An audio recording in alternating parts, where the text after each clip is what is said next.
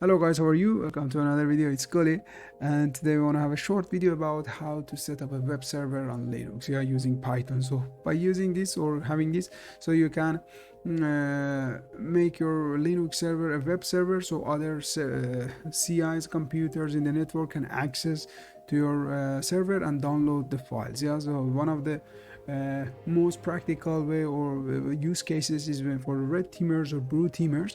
So once they get the initial access to a victim machine, so on that victim machine they connect to the server that they had and download those files which they want for reverse shell.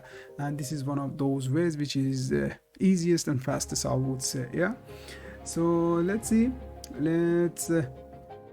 Just let me have a simple file here. So we just created a file, HTML file, and then now we are going to host it 5.3 module http.server, and now you can see it is here. So once we click here or on Firefox, so now we will see the content of this file on our firewall. So you can see this is the file.